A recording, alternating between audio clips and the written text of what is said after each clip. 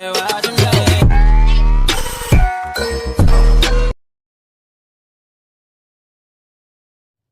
जंगल में टूनी अपने पति बंटी कबूतर और सास सुंदरी कवि के साथ रहा करती थी।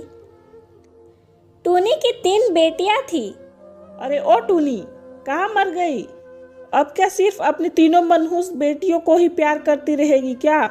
घर का काम कौन करेगा? माँ जी, मेरी बच्चियों को भूख लगी है। पहले मैं इन्हें खाना खिला देती हूँ, फिर किचन का काम भी निपटा लूंगी। अच्छा, तेरी मनहूस बेटियों को भूख लगी है। मेरा बेटा सारा दिन मजदूरी करता है और तुम चारों माँ बेटी सिर्फ बैठकर खाती रहती हो। माँ जी, आप ये कैसी बातें कर रही हैं? ये तीनों भी तो आपकी पोतियां ही हैं ना। आप इनके साथ ऐसा व्यवहार कैसे कर सकती हैं? मुझे पोतिया नहीं, पोता चाहिए, पोता। इस बार तूने अंडे दिए हैं ना, अगर उसमें से मेरा पोता नहीं निकला तो मैं तुम्हारी तीनों बेटियों को मार डालूंगी। माँ जी, इसमें मेरी क्या गलती है? भगवान ने मुझे 3 बेटियां दी हैं, तो इसमें मेरी क्या गलती है माँ जी? चलो वो खाना इधर ला, नहीं खाना है तेरी बेटियों को। मैं खेत पर जा रही हूँ।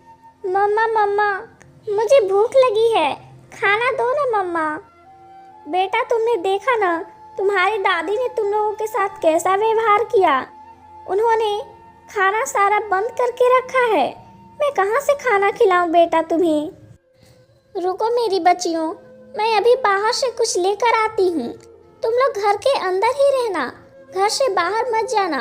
मेरे आने का इंतजार करना। ठीक है माँ, आप जाओ, हम तीनों यहीं रहेंगे। टूनी चिड़िया बाहर खाना लेने जाती है।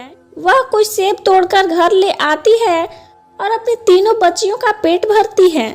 शाम के वक्त बंटी कबूतर घर आता है। पापा पापा, आप घर आ गए। आपने हमारे लिए कुछ लाया है ना पापा? टूनी, कहाँ हो तुम? मैंने तुमसे कहा था ना, अपनी इन तीनों मनहूस बेटियों को अपने पास ही रखा करो। मैं इनकी शक्ल भी नहीं देखना चाहता हूँ। बच्चे, तुम लोग अंदर जाओ, मैं तुम्हारे पापा से बात करती हूँ। सुनो जी, आप अपनी तीनों बेटियों के साथ ऐसा व्यवहार क्यों करते हो? आखिर वो भी तो तुम्हारी ही बेटियां हैं ना। मुझे 3 बेटियां नहीं, बेटा चाहिए था, लेकिन तुमने 3 बेटियों को जन्म दिया है। अगर इस बार भी बेटी हुई तो मैं तुम्हें और तुम्हारी सारी बेटियों को मार डालूंगा। बंटी जी, दुनिया अब आगे बढ़ चुका है। आजकल बेटियों को भी बहुत सम्मान मिलने लगा है, लेकिन आप और माँ जी तो बस बेटे की ही रट लगा कर रखे हैं। क्या यह मेरे बस में है? भगवान जी हमें जो देंगे हम तो वही लेंगे ना। ज्यादा जबान मत चला, जाकर खाना ला मेरे लिए। कब से भूख लगी है मुझे। तुझे तो सिर्फ अपनी बेटियों की ही पड़ी रहती है।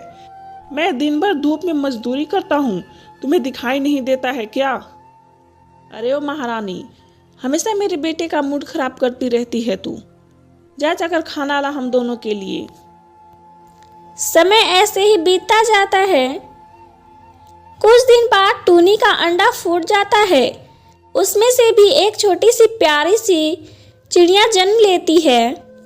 हे भगवान, आपने ये क्या किया? आपने मुझे फिर से बेटी दे दी। अब मैं क्या करूं? मेरे पति और मेरी सास तो अब मुझे नहीं छोड़ेंगी, मेरी बच्चियों को भी मार डालेगी। हे भगवान, आप ही इसकी रक्षा करें। ये क्या, तुमने फिर से बेटी को जन्म दिया? आज मैं इसे जिंदा नहीं छोड़ूंगा। नहीं नहीं, प्लीज मेरी बेटी को कुछ भी मत कीजिए। देखिए तो ये कितनी प्यारी है। प्लीज मेरी बेटी को छोड़ दीजिए। सुंदरी कवि और बंटी कबूतर दोनों मिलकर टूनी चिड़िया की चौथी बेटी को मार देती हैं। हे भगवान, ये क्या किया आप दोनों ने? मेरी इतनी सी प्यारी बेटी को मार दिया। आप लोगों को बिल्कुल भी शर्म नहीं आई। आप लोग पक्षी नहीं हो, आप लोग जानवर हो, जानवर, राक्षस हो आप लोग। ज्यादा जबान चलाने लगी है तू। रुक, मैं अभी तुझे बताती हूँ। सुंदरी कवि टूनी को खूब मारती है। माँ, दादी और पापा कितने गंदे हैं ना। ये लोग हमें बिल्कुल भी पसंद नहीं करते हैं। हम बेटियां हैं तो इसमें हमारी क्या गलती है माँ? नहीं नहीं बच्चों, इसमें तुम्हारी कोई गलती नहीं है। मैं तुम्हारी माँ हूँ और मैं तुम तीनों से बहुत प्यार करती हूँ। अब मुझे ही कुछ करना होगा। रात होते ही चुपके से टूनी चिड़िया अपने तीनों बच्चों को लेकर घर से निकल जाती है। माँ, हम कहाँ जाएंगे माँ? आप हमें कहाँ लेकर जा रही हैं? बहुत रात हो चुकी है माँ, हमें डर लग रहा है। बेटा, तुम तीनों डरो नहीं, तुम्हारी माँ तुम्हारे साथ है ना। हम दूसरे जंगल में चलते हैं, हम वहीं रहेंगे और अच्छे से जीवन जिएंगे। टूनी चिड़िया अपने तीनों बच्चों को लेकर दूसरे जंगल में चली जाती है।